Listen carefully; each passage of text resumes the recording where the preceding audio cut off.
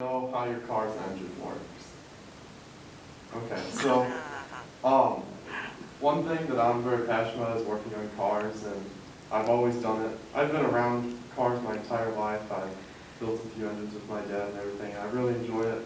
And I think other people should really have somewhat of a basic understanding of how your car works, just because, I don't know, I think it's good to know how things work and to tell when things are going wrong.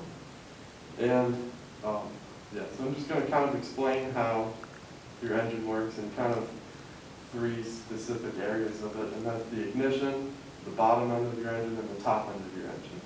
So your car pretty much needs three basic things to work. This all goes in with the ignition, and that's air, fuel, and spark.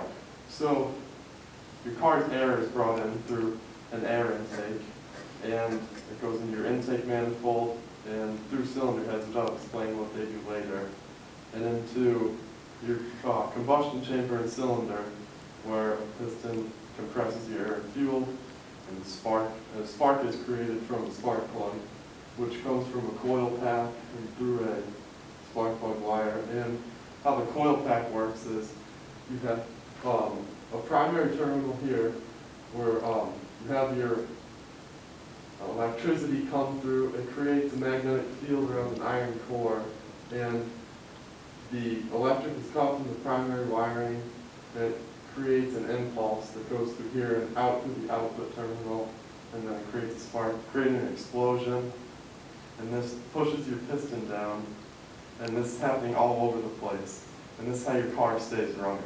It's from lots of explosions. And then this kind of brings me into the bottom end of your car, which is,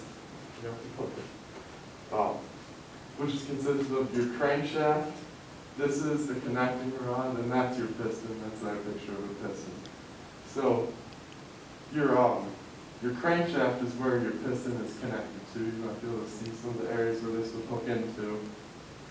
And this is where the explosions are constantly happening, and how it's rotating, and it's going up through the cylinders, and yeah, it's just how it makes the car run, and it's how your car makes horsepower. So this is very important because the piston seals inside the cylinder. You can kind of see down here the rings. They go around it and creates a tight seal, and it compresses your air and fuel together. And when it's compressed, it makes an explosive gas, and that's what, in fact, creates the explosion. It also goes into the type of fuel you need, which you might see on the gas pumps, the different numbers, the octanes. If you don't have the right octane, you'll have a premature explosion, and then you can melt your pistons, and you can really destroy your engine. And then the exhaust gases you get from all these explosions and everything is controlled by the top end of the engine. And it really all kind of starts out with your camshaft, which is up there. Every car has one.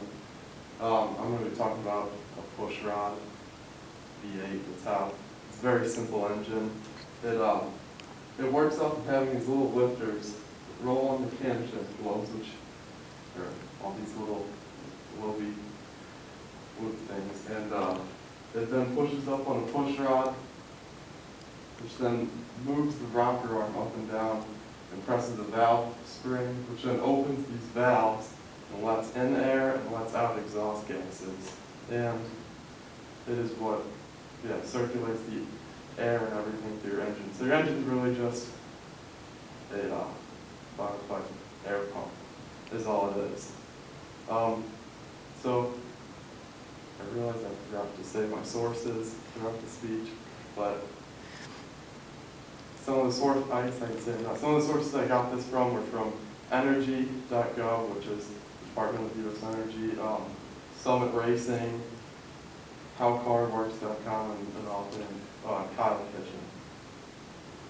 And yeah, I just think it's important that people know how the car works, and thank you.